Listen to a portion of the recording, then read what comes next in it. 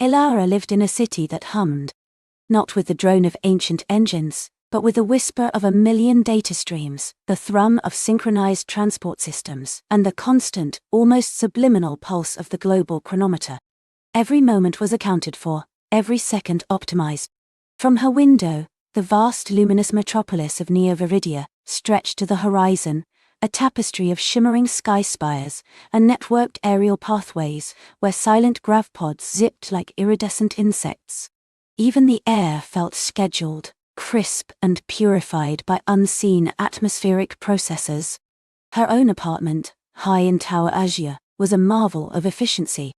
Walls that changed color with her mood, nutrient-paced dispensers that tailored meals to her exact caloric needs, and a personal assistant AI named Zephyr who scheduled her every waking hour, from morning stretches to evening story time.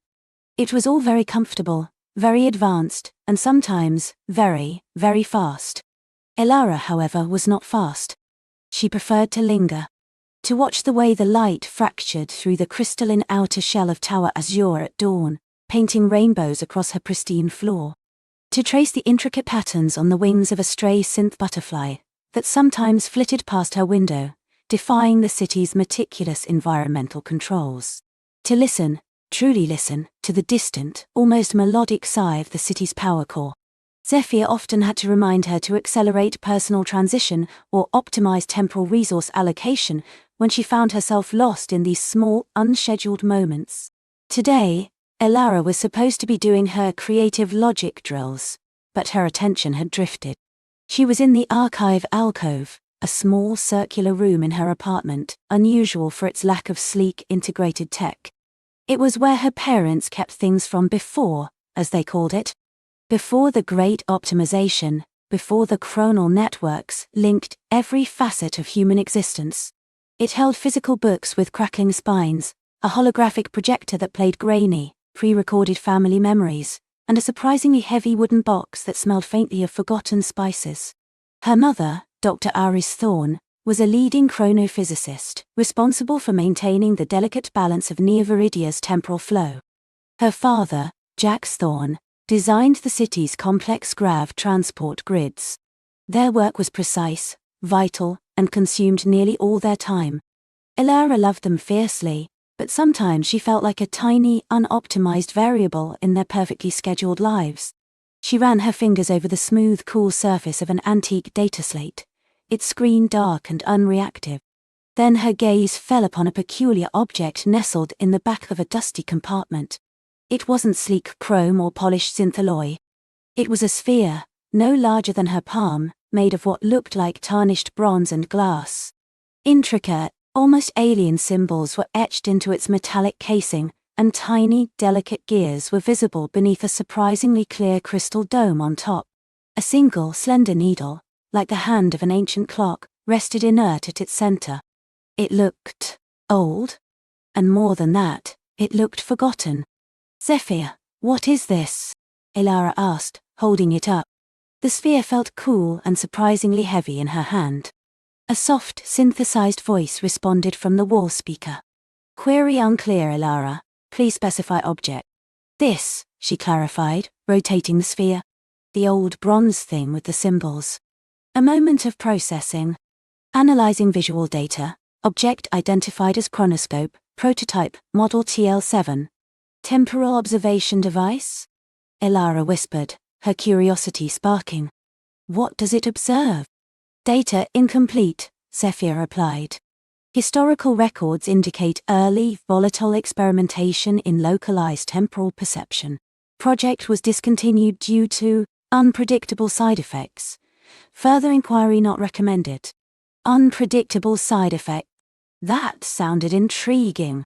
Elara wasn't usually one to disregard recommendations, but Zephyr's clinical tone often made not recommended sound like highly fascinating. She brushed away a layer of fine dust from the sphere's surface. One of the etched symbols, a swirling spiral with a small dot at its center, seemed to depress slightly under her thumb. There was a faint, almost imperceptible clicking. A soft internal hum vibrated through the chronoscope. The slender needle in the crystal dome began to twitch, then slowly, hesitantly, it swept clockwise. The bronze casing warmed against her skin. Then, with another soft clicking, the crystal dome began to glow. A faint, ethereal blue light pulsed from within, illuminating the tiny gears. Elara gasped. She hadn't meant to activate it. Sephi's voice chimed in again, a little more urgent this time. Elara, the chronoscope is active. Please deactivate immediately. Temporal flux detected within Sector Gamma 7. But Elara couldn't. She was mesmerized. The blue light intensified, not blinding, but soft and deep, like looking into a tiny contained nebula. She felt a strange tingling sensation in her fingertips, then a subtle pressure behind her eyes.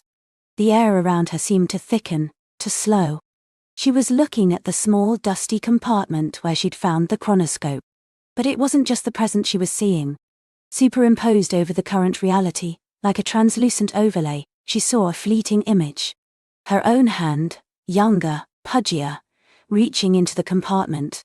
Then, another hand, larger, older, placing the chronoscope there, carefully, almost reverently. Her mother's hand. And then, for a split second, a flash of her father's face, smiling, his eyes crinkling at the corners. A smile she hadn't seen in years, not since the relentless pace of their work had taken over. The images flickered, like a faulty holoscreen, then vanished. The chronoscope's blue glow dimmed slightly, and the hum softened. The pressure behind Elara's eyes eased. The air returned to its normal, brisk consistency. Temporal flux normalized, Zephyr announced. Elara, are you well? I saw something, Elara whispered, staring at the compartment. It was empty now, just the way it had been before she'd picked up the device. Please elaborate, Zephyr requested. I saw Mama and Papa when I was little. They were putting the chronoscope away. She looked at the device in her hand, the blue glow now barely a flicker. It showed me the past. A long pause from Zephyr. Temporal observation devices are designed to perceive localized chronal echoes, yes. However, such perceptions are generally subtle, requiring extensive calibration and training. Your activation appears unusually effective. Elara's heart hammered with a mixture of awe and excitement. Unusually effective. She hadn't meant to do anything special, but she had. She held the chronoscope tighter. This wasn't just an old relic, it was a window. Over the next few days, Elara kept the chronoscope hidden. During her personal enrichment hours, when Zephyr assigned her to educational simulations or creative coding exercises, she would slip away to a quiet corner of her room, the chronoscope clutched in her hand. She learned how to activate it, how to focus the faint blue light. It wasn't a switch or a button, but a subtle pressure on the spiraling symbol. It felt intuitive, like breathing. Her first deliberate experiment was small. She aimed the chronoscope at her synth cat, Miko, who was napping on her datapad. As the blue light pulsed, Elara saw not just Miko's still form, but a faint, shimmering outline of Miko stretching, yawning, then curling up moments before. It was like seeing a brief, ghostly replay of recent events, layered over the present. She tried it on a droplet of water clinging to her windowpane. For a second, she saw the droplet coalesce, then split from a larger stream, then vibrate with the force of the wind. It was a tiny, intricate ballet of moments, normally invisible to the naked eye. The chronoscope didn't stop time, not exactly. It was more like it allowed her to experience time differently. When she focused the blue light intently, the world around her seemed to slow. The grav pods outside her window, normally blurs of light, became distinct vehicles, their passengers visible. Miko's slow blink stretched into an eternity of fur and twitching whiskers. The distant hum of the city softened and deepened, each individual frequency becoming discernible. It was exhilarating. She could observe the meticulous construction of a synth flower as it unfurled its petals, watching the tiny hydraulic mechanisms at work. She could see the micro-expressions on her parents' faces during their brief scheduled video calls. A flicker of weariness, a fleeting hint of affection, moments that vanished too quickly in real time. It was like gaining a secret superpower, a way to see the world with 1,000 times more detail, more texture. But it was also isolating. She couldn't share it. Her parents, when she tried to hint at her new way of seeing things, would smile indulgently and suggest she was developing an advanced sense of observation, a desirable cognitive trait. Zephyr, of course, remained oblivious to the chronoscope's true function, only occasionally reporting minor temporal anomalies within Elara's personal sector, which it quickly dismissed as sensor glitches. Elara began to spend more and more time with the chronoscope. She explored the archive alcove, aiming the device at old furniture, faded holos. She saw her mother, younger, laughing, teaching her father how to play an ancient board game. She saw her own toddler self, stumbling across the room, reaching for a bright, glowing toy. These chronal echoes were faint, like memories seen through frosted glass, but they were real. They gave her glimpses into a past that was otherwise locked away, buried beneath the relentless march of the present. One afternoon, while her parents were at their respective labs and Zephyr was busy managing her independent learning module, a complex neural net simulation she'd quickly bypassed, Elara decided to push the chronoscope further. She had noticed that the intensity of the chronal echo seemed to correspond to the significance of the event, or perhaps the temporal energy, expended at that location. She aimed the chronoscope at the wall opposite her bed. It was a blank, pearl-white surface, usually displaying calming ambient light patterns. But Elara knew it was where her mother's personal holoscreen usually projected during her rare off hours. Her mother often worked late, even from home, analyzing complex chronal data. Elara pressed the spiral symbol firmly. The chronoscope pulsed with a brighter, deeper blue. The air around her grew heavy, almost viscous. The hum of the device intensified, a low thrumming that resonated in her bones. This time the echo wasn't faint. It was vivid. The wall shimmered, and a holographic projection flared into existence, far clearer than any previous echo.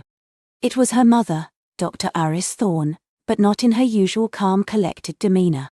Her face was tight with worry, illuminated by the glow of complex chronal charts that scrolled rapidly across the projected screen.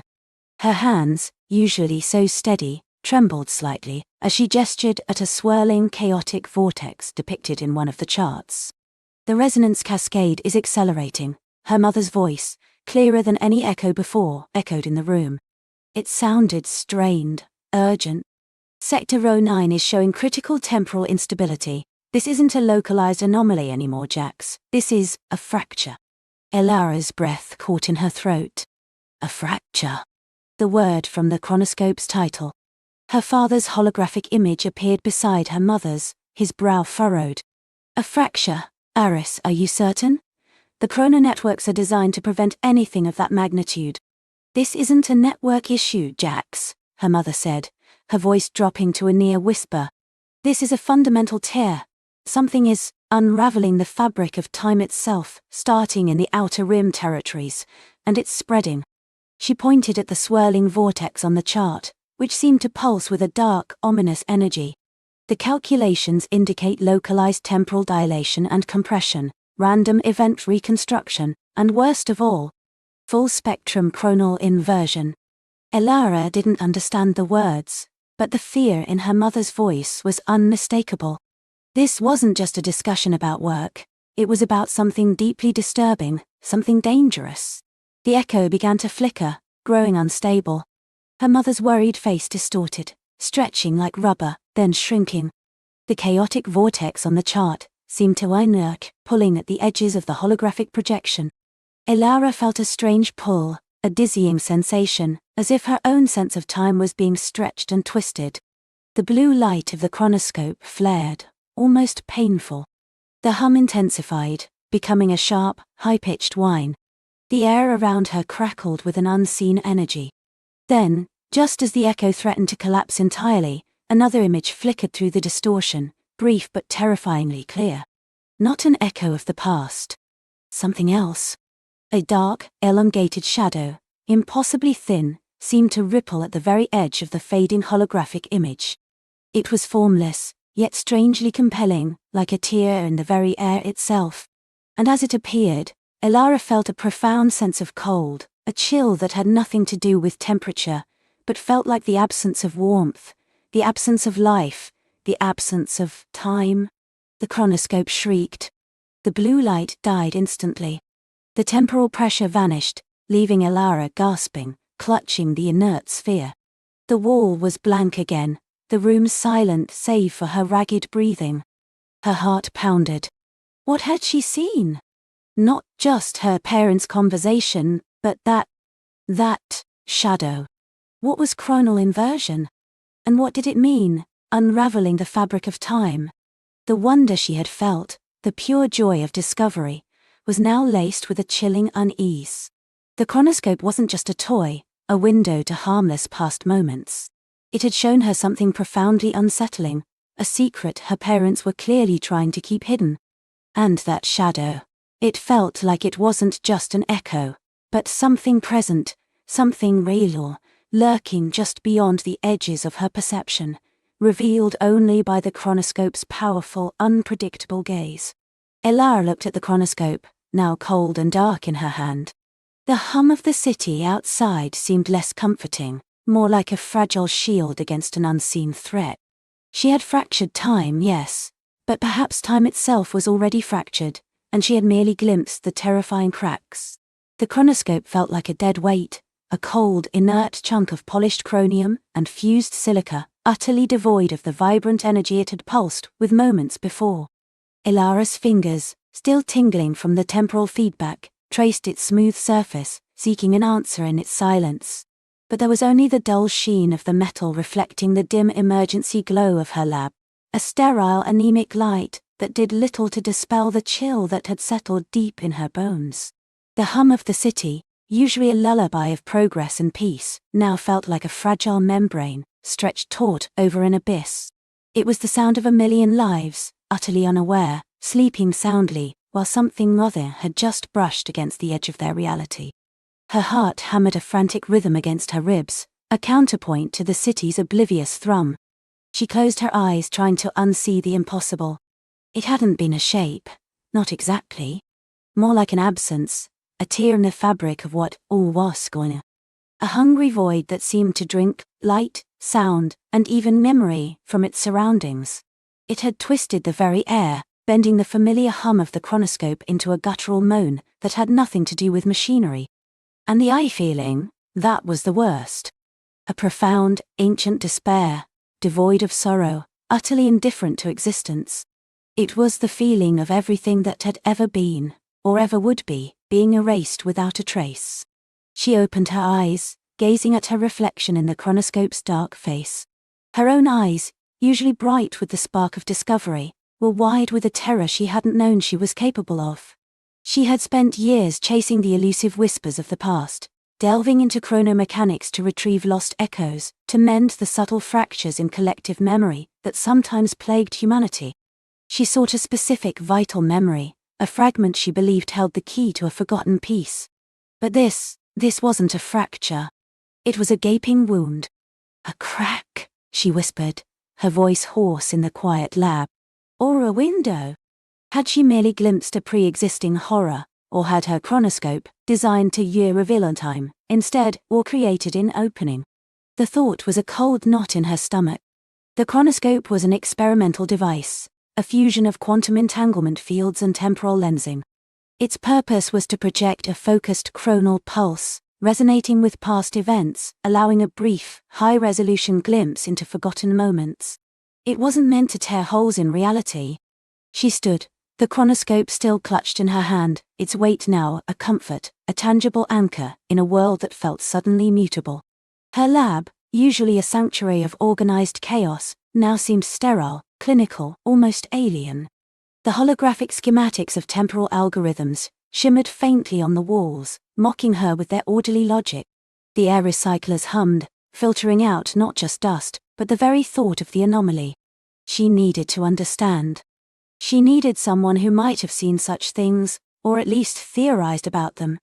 Her mind immediately leapt to Dr. Aris Thorne.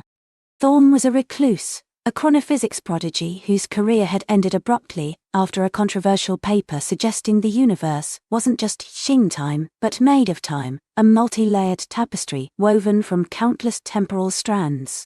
Most dismissed her as brilliant but unhinged. Elara had always secretly admired Thorne's audacity. If anyone could understand what she'd seen, it would be Aris Thorne. Thorne lived on the forgotten fringes of the outer districts, in a sector known colloquially as the Tesseract Gardens. It was a patchwork of crumbling ancient towers, enshrouded by bioluminescent flora, its sky docks long decommissioned, its streets a maze of overgrown hydroponic farms and silent, abandoned data spires. Getting there would be a journey, not just physically but psychologically. It meant stepping out of her perfectly ordered, meticulously calculated world, and into the unknown. Elara secured her lab, double-locking the biometric seals, and setting the temporal dampeners to their highest frequency.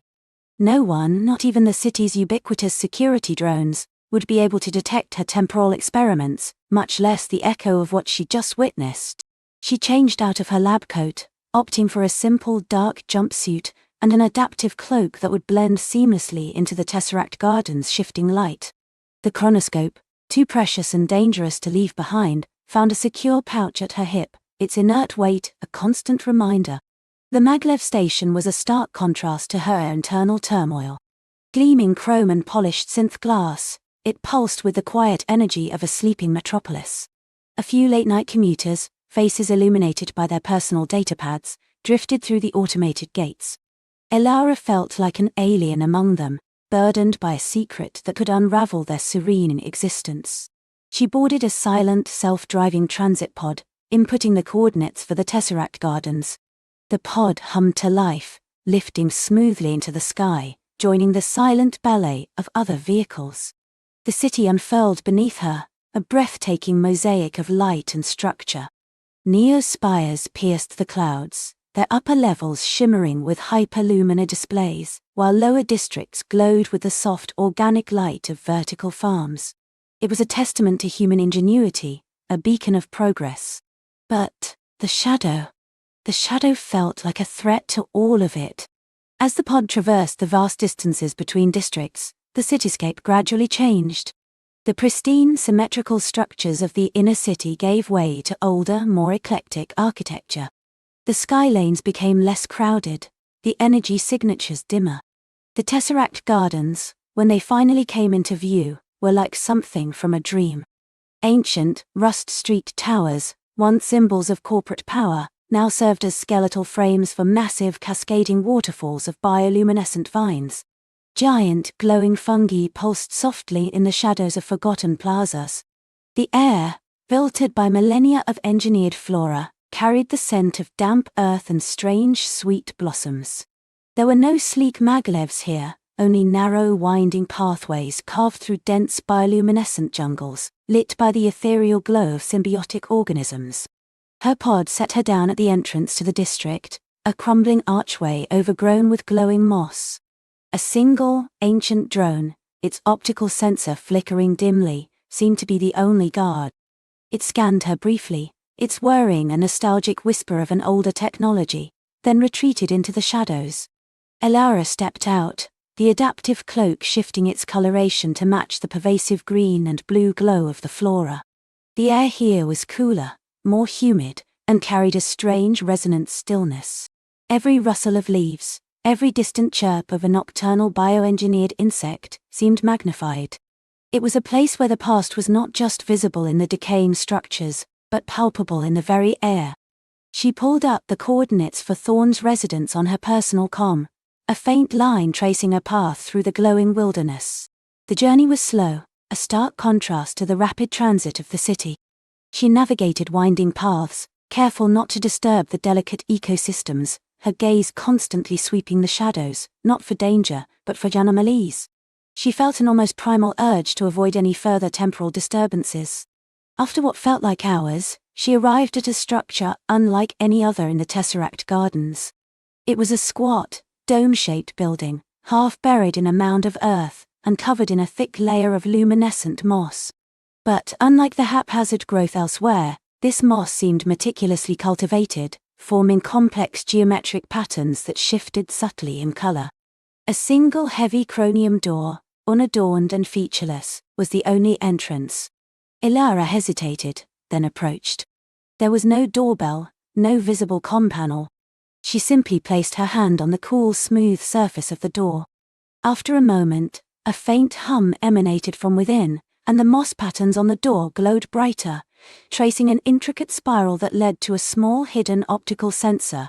A soft, synthesized voice, surprisingly warm, spoke from within. "State your purpose." Elara took a deep breath. "My name is Elara Vance. I'm a chronoarchaeologist. I believe I've made a discovery that Dr. Thorne might be uniquely qualified to understand." A pause, longer this time. The glowing patterns on the door pulsed, as if analyzing her words, her emotional signature. "The chronoscope," the voice finally said, a statement, not a question. Elara's breath hitched. How could Thorne know? She hadn't mentioned the device to anyone. "Yes," she admitted, her voice barely above a whisper. The door retracted silently, sliding into the earth with a low rumble, revealing a dimly lit corridor. The air inside was dry, tasting faintly of ozone and old paper. "Enter, Elara Vance. Dr. Thorne has been expecting you." Expecting her? That sent a shiver down her spine. Had Thorne's own research glimpsed something similar? Or was the chronoscope's temporal fracture already leaking into the present, altering the causal chain? She stepped inside, and the door slid shut behind her with a soft thud, plunging the corridor into near darkness, save for the faint glow of the moss that had extended inside. She walked down a short passage that opened into a vast cavernous space. It was a sanctuary of forgotten knowledge, a chronal anachronism in itself. Floor-to-ceiling shelves, crafted from dark ancient wood, lined the walls, overflowing with physical data slates, antique books with brittle pages, and strange, intricate mechanical devices that hummed with a low, barely perceptible energy. Holographic displays flickered here and there, showing complex temporal equations, star charts, and swirling nebulae dotted gold. The air was thick with the scent of dust, old paper, and something else, a faint, almost metallic tang that Elara recognized as residual chronal energy. In the center of this organized chaos, perched on a stool amidst a sprawling network of antique monitors and gleaming, polished chromium machinery, was Dr. Aris Thorne. Thorne was not what Elara expected. Reports painted her as a gaunt, wild-eyed recluse. Instead, she was small, almost bird-like, with a shock of silver hair pulled back in a loose braid. Her face was etched with the lines of intense thought, but her eyes, a startlingly vibrant shade of green, held an almost childlike curiosity, tempered by a profound weariness. She wore a simple, dark tunic, smudged with what looked like chromium dust. Thorne didn't look up immediately. She was engrossed in a holographic projection shimmering above a workbench, a swirling vortex of multicolored light that Elara recognized as a complex representation of space-time. Tiny, almost imperceptible filaments occasionally snapped within the vortex, sending ripples across its surface. "You're late," Thorne said, her voice soft but clear, without looking away from the projection. The causality loop you initiated took longer to manifest than anticipated, though I suppose late is a rather linear concept when dealing with temporal paradoxes, isn't it? Elara felt a cold prickle on her skin. "Causality loop? How did you know I would come? And how did you know about the chronoscope?" Thorne finally turned, her green eyes piercing. A faint, knowing smile played on her lips. "Your chronoscope, Elara, is a clumsy, powerful thing. You fractured the present, yes, but you also fractured the future. I felt the ripple, and then..." She gestured to a smaller, more intricate device on her workbench, a shimmering orb of entangled chromium filaments, far more delicate and refined than Elara's clunky chronoscope. "My chronal weave doesn't project, it perceives air. It felt your perturbation, and then it showed me why you would come." Thorne paused, her gaze lingering on the pouch at Elara's hip. "And what you brought with you." Elara slowly unclipped the chronoscope, placing it carefully on Thorne's workbench. "I saw something, Dr. Thorne. Something..." Thorne's smile vanished, replaced by a grave expression. She picked up Elara's chronoscope, turning it over in her hands, her fingers tracing the same lines Elara had. "Ah, yes. The chronosophage. I've only ever theorized about them. Never believed one would actually manifest." "Chronosophage," Elara repeated, the word chilling her to the bone. Time eater. Precisely, Thorn said, setting the chronoscope down gently. Imagine time not as a river, Elara, but as a vast, interconnected ocean. Every moment, every memory, every potential future, a drop of water. Most of it flows in an orderly current from past to future, but sometimes tiny vortices form, paradoxes, anomalies, lost memories, and occasionally something emerges from the depths, something that doesn't just exist in the ocean, but consumes it. Thorn gestured back to her holographic projection of space-time. Your chronoscope, in its brute force attempt to retrieve a specific, lasting memory, created a significant temporal instability, a tear. And through that tear, something glimpsed us. Or perhaps something smelled the instability. These chronosophages, if my theories are correct, are drawn to fractured timelines, to places where the flow of time is disrupted, where memories are untethered. Untethered memories. Elara leaned closer, her mind racing. Is that what the lost memory I'm searching for is? A vulnerability? Thorn nodded slowly. Your lost memory, Elara, is not just a personal echo, it's a foundational event, a keystone in our collective past. Its absence creates a significant temporal void. You weren't just searching for a fragment of information, you were trying to mend a missing piece of the very fabric of our reality. A piece that, if left missing, leaves us terribly exposed. Elara felt a surge of cold dread. Exposed to what? What does this chronosophage do? It consumes, Thorn stated simply, her voice devoid of emotion, as if stating a scientific fact, which it was, however terrifying. It doesn't just erase a moment, it erases its IG potential. It devours the causality leading up to it, and the causality that follows. It doesn't just make a memory forgotten, it makes it as if it never existed. If it were to consume a significant anchor point in our timeline, our entire present, our very existence, could unravel. We would simply cease to have been. The silence that followed was heavy, pregnant with the weight of cosmic horror. Elara imagined a city outside, the millions of sleeping citizens, simply winking out of existence, never having lived, never having dreamed. The thought was unbearable. But what is it? Where does it come from? Elara pressed, her voice urgent. Thorn walked over to a dimly lit section of the shelves, pulling out a thick, leather-bound volume. Its pages, parchment thin, crackled as she opened it. Ancient texts, predating the Great Scourge, speak of void weepers and echo eaters, myths mostly. But the patterns, the descriptions of a hungry shadow that leaves no trace, only absence, they align. Some believe they are extratemporal entities, beings that exist outside of our linear flow, feed on the very energy of existence itself.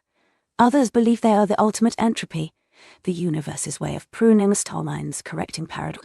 She pointed to a faded diagram in the book, a crude drawing of a swirling vortex, at its heart a gaping maw. Whatever they are drawn to instability. And your chronoscope, in its powerful untamed way, has created a beacon. Elara looked from the ancient text to her chronoscope, then to Thorn's elegant chronal weave.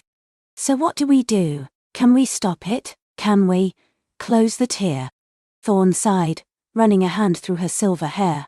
Closing it might be impossible. The tear isn't just a physical opening, it's a wound in the chronal field exacerbated by the missing keystone memory, and if the chronosophage is already aware of us, if it has already tasted our timeline's instability.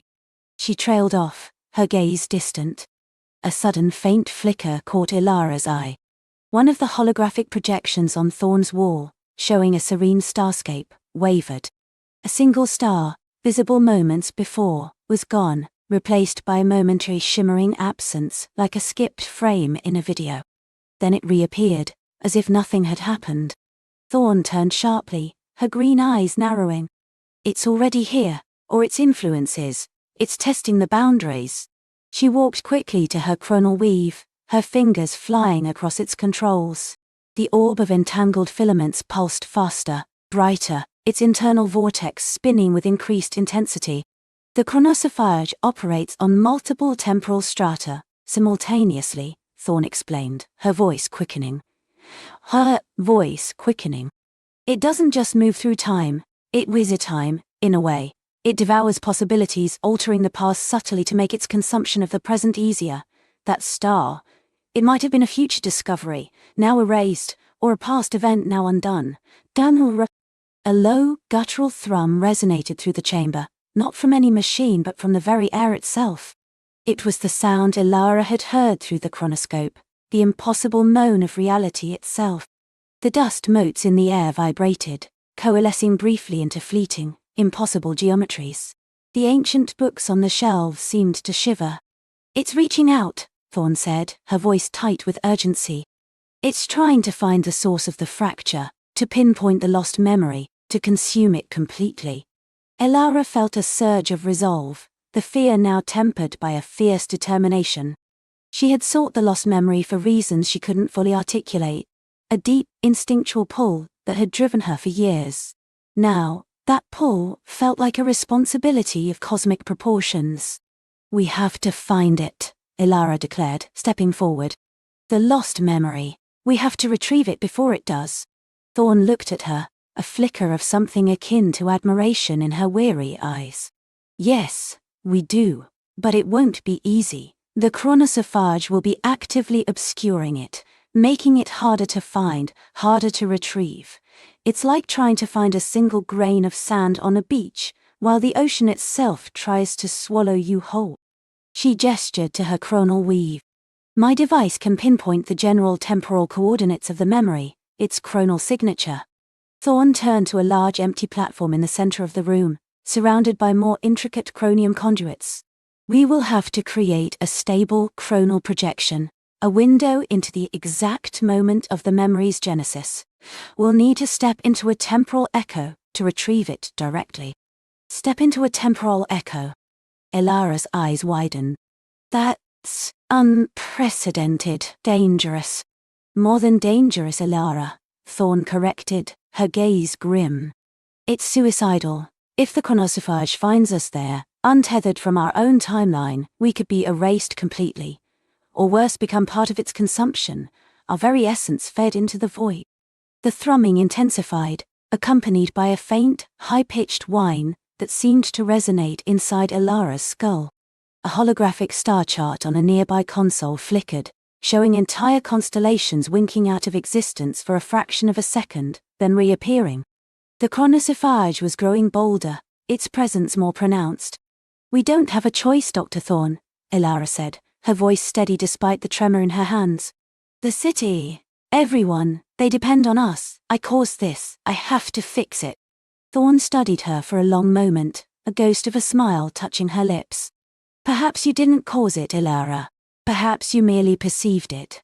The chronophage may have been lurking, waiting for an opportune moment. You, with your chronoscope, merely shone a light into the darkness, revealing the danger before it was too late." She picked up Elara's chronoscope again, holding it with a new respect. "Very well, we prepare. We will need to calibrate our devices, synchronize our chronal signatures. It will take time, but not much. The chronophage is closing in." As if on cue, a sudden blinding flash erupted from the chronal weave, followed by a deafening temporal crack that shook the entire chamber.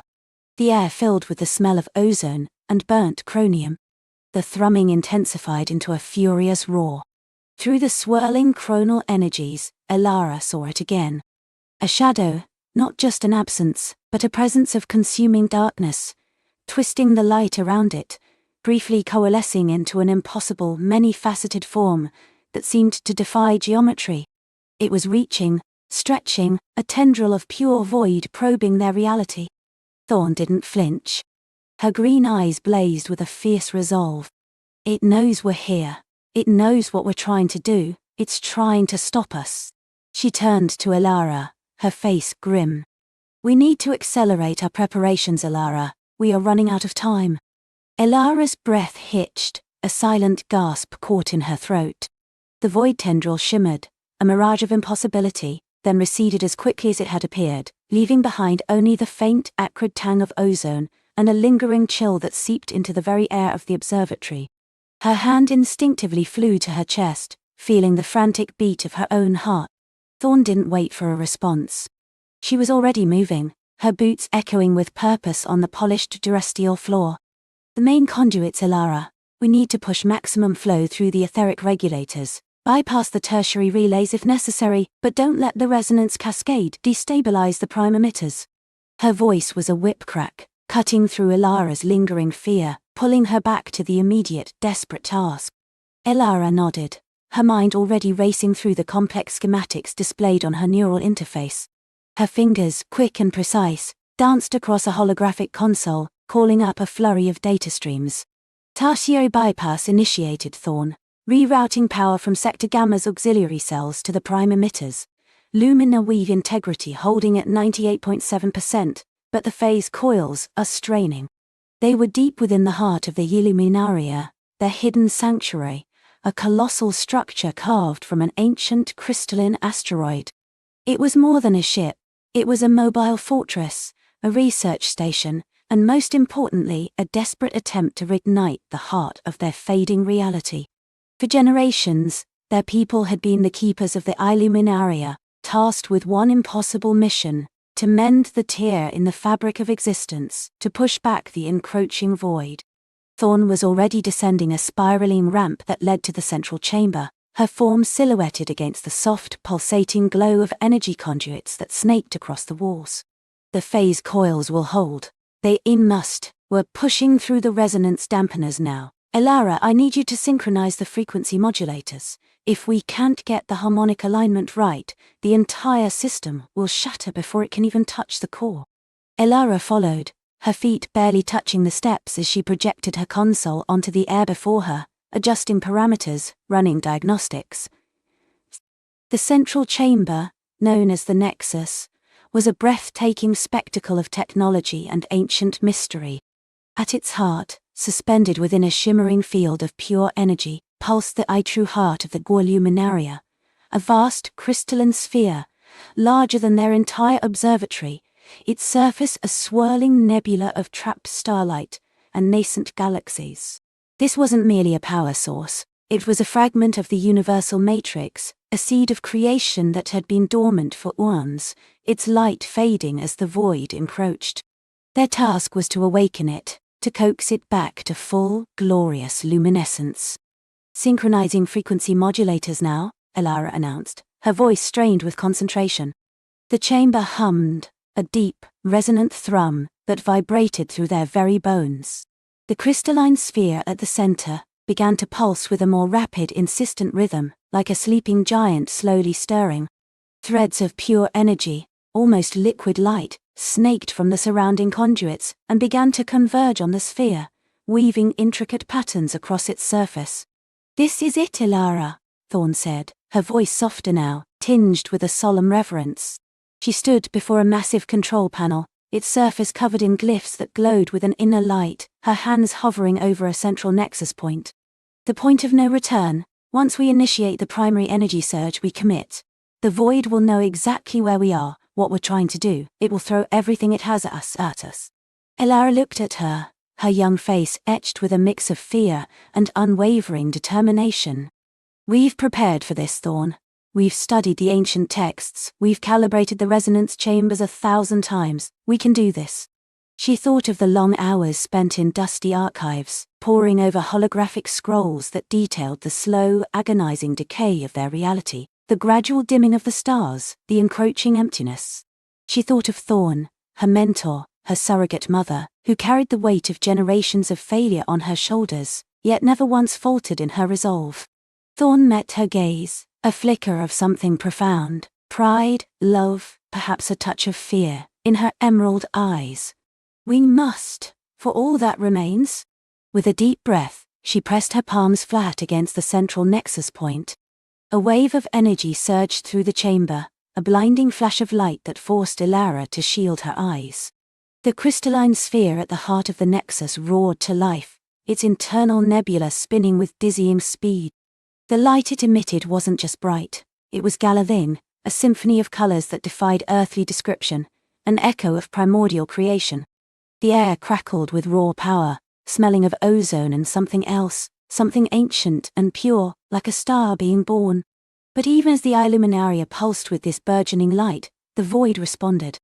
Outside the thick energy-shielded walls of their sanctuary, the universe itself seemed to twist. On Elara's auxiliary display, a faint, rippling distortion appeared, then grew, spreading like an inkstain across the starfield. It wasn't just darkness, it was an absence that devoured the light of distant nebulae, erasing them from existence. The impossible geometry from before reformed, larger this time, a multifaceted horror that seemed to drink in all surrounding light, leaving only a perfect, consuming blackness in its wake. "It's here," Elara whispered, her voice barely audible above the rising hum of the Nexus. "Right on our perimeter." "It's trying to disrupt our field generators," Thorn called out, her voice now a strange shout as she wrestled with the controls.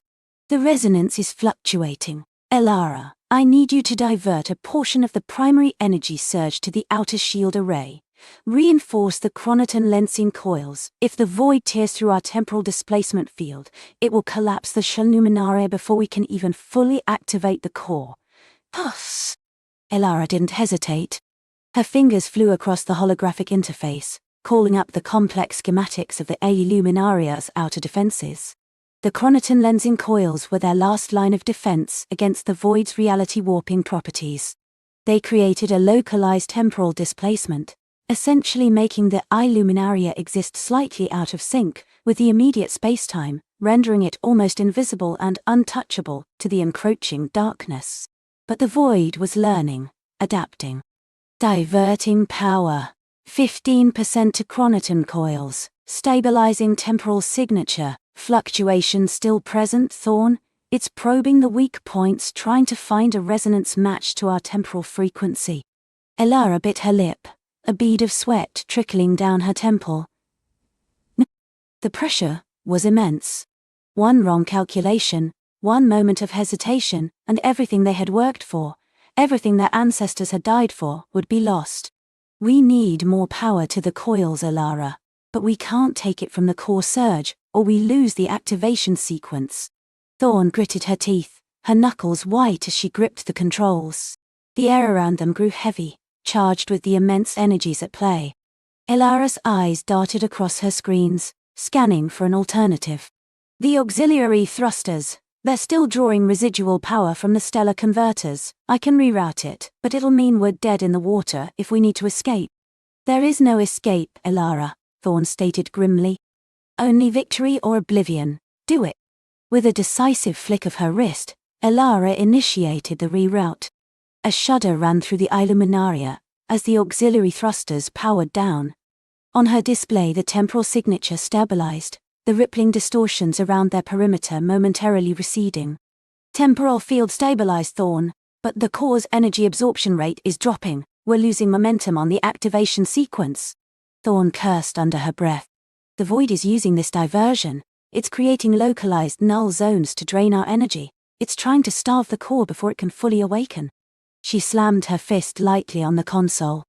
"Elara, we need to create a feedback loop. Reverse the polarity on the outer shield emitters for exactly 0.73 seconds, then immediately re-engage.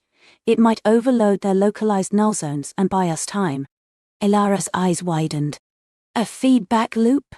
Thorn, that's incredibly risky. It could fry the entire shield array, leave us completely exposed." "It's our only option. We need to push back. We're not just activating a beacon. We're fighting a war, Elara. Now." Taking a deep breath, Elara keyed in the commands, her fingers moving with a terrifying blend of speed and precision. The countdown appeared on her screen, 0.73 seconds in. As the timer ticked down, a wave of cold dread washed over her. This was a gamble, a desperate, last-ditch effort. 3, 2. She initiated the polarity reversal. For a terrifying fraction of a second, the luminaria seemed to flicker, its very existence wavering. Outside, on her external view screens, the multifaceted void entity recoiled, a sudden, violent ripple passing through its impossible form. The null zones it had created seemed to implode, leaving behind fleeting pockets of intense, searing light before being swallowed by the surrounding darkness. "Re-engaging," Elara shouted, her voice hoarse, as she slammed the command. The luminaria shuddered violently, protesting the sudden shift, but its shield snapped back into place, stronger than before. It worked! Thorn exclaimed, a rare smile, grim but triumphant, gracing her lips. We bought ourselves some time. The core's absorption rate is stabilizing. Now we push harder, we flood it with everything we have. The crystalline sphere in the nexus pulsed with renewed vigor, its light growing steadily, filling the chamber with an almost unbearable brilliance. It was a chaotic dance of primordial energies, swirling nebulae of nascent stars, streams of dark matter, and threads of pure aether. Elara could almost hear it, a silent symphony of creation, echoing the birth of the universe. This was the heart, the central node from which all reality in their localized pocket dimension had once blossomed. It wasn't just physical, it was conceptual, a nexus of meaning and existence. Thorn, Elara said, her voice filled with awe. It's beautiful. It feels like hope. Thorn tore her gaze away from the core, looking at Elara. It is hope, Elara, and it is power. For eons, our ancestors nurtured this seed, knowing that one day when the great dimming began, it would be our only salvation. But the void is older than hope. It is the absence that predates creation, the hunger that seeks to reclaim all light. She paused, her eyes distant, lost in memory.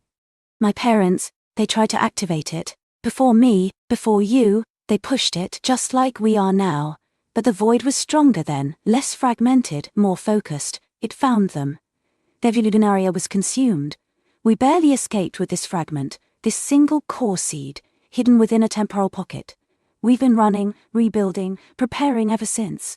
Elara felt a pang of understanding, a deeper appreciation for the immense burden Thorn carried. It wasn't just a mission, it was a generational trauma, a legacy of sacrifice. We won't fail, Thorn, she vowed, her voice firm. Thorn nodded, a grim determination hardening her features. No, we won't. Now, focus, Elara. I need you to initiate the final resonance lock. We need to match the core's burgeoning frequency precisely with the universal constant, the etheric chord. If we misalign, even by a fraction, the core will destabilize and collapse, taking us with it. This was the most delicate part of the entire process. The etheric chord was the fundamental vibration of their reality, the hum of existence itself. Connecting the awakening core to it was like tuning a vast cosmic instrument. Elara took a deep breath, pushing aside the fear, the exhaustion, and the profound wonder. Her mind became a conduit, her fingers extensions of her will, as she began to painstakingly adjust the myriad of resonance emitters surrounding the core. Each emitter projected a unique frequency, and her task was to blend them into a perfect harmonious chord that would resonate with the very fabric of space-time. On her holographic interface, the etheric chord appeared as a complex swirling waveform, a symphony of light and shadow. The core's output, initially chaotic and raw, slowly began to coalesce under her guidance, its own waveform mimicking the universal constant. The chamber filled with a new sound, a sublime, almost inaudible hum that vibrated deep within her chest, a feeling of rightness, of balance. Nearly there, Thorn, Elara murmured, her eyes fixed on the display, her brow furrowed in concentration. Just a few more adjustments. The delta resonance needs to be brought down by 0.003%. There. As she made the final adjustment, a profound shift occurred. The core's light, which had been chaotic and brilliant, now settled into a steady, radiant glow. It wasn't just brighter, it felt fuller, more complete. The light expanded, pushing against the energy field that contained it, beginning to spill out beyond the nexus chamber, filtering into the conduits, racing through the veins of the Shlumaria. Outside, the void recoiled again, a shriek of pure absence that reverberated through the very structure of their vessel. The multifaceted entity seemed to shrink, its edges blurring as if struggling to maintain its form against the rising tide of light. The lighthouse, it's working! Thorn exclaimed, her voice filled with a mixture of awe and relief. The core is fully aligned, it's broadcasting. Elara, we've done it, we've reignited the beacon. But their triumph was short-lived. Just as the words left Thorn's lips, a piercing alarm blared through the eye luminaria. Red warning lights flashed across the control panels. Thorn, look! Elara pointed a trembling finger at the main view screen, which had just cycled to an external feed. The void, though momentarily repelled, was not defeated. It had gathered itself, coalescing into a single terrifying spear of pure, consuming darkness. This time, it wasn't probing. It was striking. The spear plunged directly towards the Illuminarian, aimed squarely at its newly awakened heart. "It's a direct assault," Thorn roared, her face etched with renewed urgency. "It's trying to extinguish the core before its light can fully propagate. Elara, full power to the main deflectors. Divert everything we have, to the forward shields." "But the core!" Elara protested, knowing that diverting power from the active core would risk destabilizing it, perhaps even snuffing it out. "The core will be useless if we're vaporized," Thorn countered, her eyes blazing. "We need to buy it time to fully anchor its light in this reality. Do it, Elara, now!" With a heavy heart, Elara began to reroute power. The brilliant light of the core dimmed momentarily as precious energy was siphoned away, redirected to the struggling deflector shields. The Illuminaria groaned under the strain, its very foundations shaking. The spear of void struck. A deafening impact reverberated through the ship, throwing both Thorn and Elara off their feet. Alarms screamed, lights flickered, and holographic displays winked out. The ship shuddered violently, spinning slightly as if buffeted by an unseen cosmic storm. Elara scrambled back to her feet, clutching a console for support. "Shields at 30% and falling," she shouted over the cacophony. "Structural integrity compromised in Sector Delta. We're taking heavy damage." Thorn, her face grim, was already back at her station, fighting the controls. "The void is trying to tear a hole straight through us. It wants to get to the core." Through the flickering external view screen, Elara could see the horrific tableau. The spear of darkness was lodged deep within the She-Luminaria's hull, slowly boring its way inward, its edges shimmering with a corrosive energy that ate away at even the hardened Durasteel. The ship's internal lights flickered, casting grotesque shadows that danced with the encroaching gloom. "I can't hold the shields, Thorn," Elara cried out, her voice cracking with despair. "It's too powerful. It's consuming our energy faster than we can divert it." Thorn looked at the core, still pulsing bravely, though its light had significantly diminished. It was radiating warmth, a gentle hum of creation, but it was being choked, its nascent power struggling against the crushing force of oblivion. A desperate resolve hardened Thorn's features. "There's one last option, Elara. The emergency singularity drive. It's untested, highly unstable, and was only meant for interstellar escape, not combat." Elara's eyes widened. The singularity drive was a last resort system, capable of generating a localized micro-singularity to propel the ship through vast distances in an instant. It was a terrifyingly powerful engine, but notoriously unpredictable. "Thorn, if we activate that here, the gravitational stresses alone could rip the Illuminaria apart, and what good would it do against the void?" "We won't use it to escape, Elara," Thorn said, her voice low and firm, her eyes fixed on the encroaching spear of darkness visible through a breach in the outer hull. "We'll use it as a weapon. We'll generate a focused gravitational pulse, a ripple in spacetime, aimed directly at the void spear. It might just be enough to disrupt its coherence, to tear a hole in its form." "But the backlash," Elara began, her mind racing through the calculations, "will be immense. It will almost certainly cripple the Illuminaria, maybe even shatter the core's containment field," Thorn admitted, her jaw tight. "But it's our only chance to buy the core the time it needs to fully anchor itself. If its light can stabilize, even for a few moments, it might be enough to push the void back for good." Elara looked at her mentor, at the sheer unyielding will radiating from her. Thorn was willing to sacrifice everything, even their sanctuary, for this one desperate gamble. "How do we initiate it?" Elara asked, her voice steady despite the trembling in her hands. "The controls are in the auxiliary bridge, above us," Thorn replied, pointing towards a sealed access hatch high up in the Nexus chamber. "It requires manual override, a direct neural link to the drive core. I'll go, you stay here. Protect the core, keep its resonance stable, no matter what. If I fail, if the luminary breaks apart, you must try to maintain the core's pulse for as long as you can. It's our last hope. No, Thorn. It's too dangerous. Let me go. You need to stay here with the core. Elara protested, a sudden fierce fear for Thorn's life gripping her. I'm older, Elara. My connection to the drive is stronger, forged over decades of study, and my life is already intertwined with this mission. You have a future, a chance to carry on if I fail. Now, no more arguments. Just do your part. Thorn's voice brooked no argument.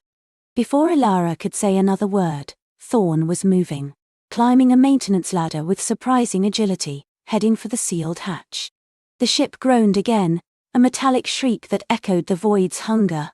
The spear of darkness was visibly closer to the core's containment field. Elara watched her go, a knot of dread tightening in her stomach. She turned back to her console, her eyes burning with unshed tears, her fingers flying across the interface. She focused all her will, all her skill, on the core, feeding it every last trickle of energy, willing it to shine brighter, to anchor itself deeper into reality. The core, as if sensing her desperate plea, pulsed with a renewed, albeit faint, light. A blinding flash erupted from the auxiliary bridge hatch, followed by a guttural roar of grinding metal and shrieking energy. The Illuminaria convulsed, a titanic tremor that sent Elara sprawling across the floor. The lights went out completely, plunging the Nexus chamber into an oppressive, inky darkness, broken only by the dim, struggling glow of the core and the sporadic flashes of overloaded circuit. Thorn! Elara screamed, her voice raw with terror, scrambling to her feet in the pitch black. Through the darkness she could feel it, a profound gravitational distortion, a ripple in the very fabric of space-time, emanating from the auxiliary bridge. It was the singularity drive, activated. The Illuminaria was being torn apart from within and without. Then a new sound, a sound that made her blood run cold. The sound of tearing metal, not from the outside, but from the auxiliary bridge itself. It sounded like the structure was collapsing, imploding. And then, a silence. A terrifying absolute silence, broken only by the faint, struggling pulse of the core and the rhythmic thump-thump of Elara's own frantic heart. The void spear of darkness, which had been so close, seemed to have recoiled, its corrosive presence suddenly absent from the immediate area. Had it worked? Had Thorn?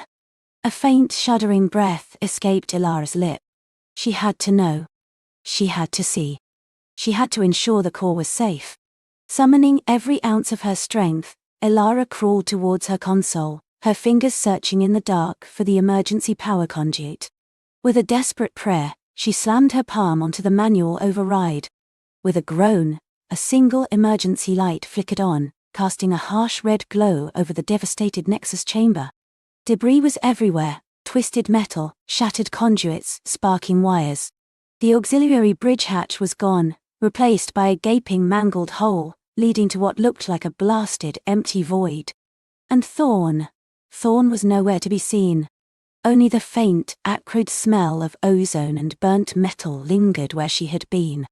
But the core, the crystalline sphere pulsed, still struggling, but now with a steady, determined rhythm. Its light, though dim, was no longer faltering. It was broadcasting, a faint but clear signal of hope, into the surrounding darkness. Elara stared at the empty space where Thorn had been, a profound, aching grief blossoming in her chest. But then, she looked at the core, at the precious light it was still emitting. A beacon in the encroaching night. Thorn had bought them time. She had sacrificed herself to ensure the core's light could propagate. Tears streamed down Elara's face, but her jaw was set. She was alone now, the last keeper of the Illuminaria. The ship was broken, Thorn was gone, and the void was still out there, lurking, waiting. But the core, the heart of their reality, was still beating. And Elara would protect it, with every fiber of her being. She reached out, placing her hand gently on the warm, vibrating surface of the core's containment field. Its light pulsed against her palm, a silent promise, a heavy burden. The fight was far from over. It had only just begun. Elara took a deep breath, the metallic tang of ozone filling her lungs. Thorn had always said, even a single spark can light a way through the darkest night, Elara. She scanned the ruined bridge, her eyes tracing the familiar conduits and shattered screens. The Illuminaria was wounded, but not dead. Not yet. She remembered his lessons, his steady hand guiding hers through complex schematics, teaching her to listen to the hum of the ship, to feel its pulse. Her fingers danced over a console, bypassing shattered panels, rerouting auxiliary power from a secondary capacitor bank. The core's containment field shimmered, brighter now, responding to her efforts. It wasn't just a device, it felt like a living heart, beating in sync with her own desperate hope. The void had tried to consume everything, but it couldn't extinguish this light. Not while she breathed. She found Thorn's emergency comm unit, fused but still dimly powered. With a surge of adrenaline, she remembered his secret bypass sequence, a series of precise taps and twists he'd taught her for just in case. A faint, almost imperceptible signal flickered on the comm unit's screen, a tiny star in the vast darkness. It wasn't a rescue fleet, not yet. It was the core itself, broadcasting a faint, localized pulse, a protective wave rippling outward, pushing back the encroaching shadows of the void. It was weak, but it was there, amplified by her desperate repairs. The Illuminaria groaned, then settled, a soft reassuring thrum replacing the earlier shudders. The immediate threat was held at bay, the core's quiet song echoing through the cosmos. Elara leaned against the core's warm field, exhaustion washing over her, but also a profound sense of purpose. Thorn was gone, but his lessons, his spirit, lived on within her, intertwined with the very pulse of reality she now guarded. She wasn't just a keeper, she was a beacon. She would mend the Illuminaria, piece by broken piece, nurturing the core's light until it could once again shine across the stars, a promise of new beginnings. She closed her eyes, feeling the gentle thrum against her cheek. The void was vast, yes, but so was the universe, and so was the light within the core, and within her own brave heart. And as she drifted to sleep, the core's steady rhythm lulled her, a promise that tomorrow she would rise and the light would continue to shine.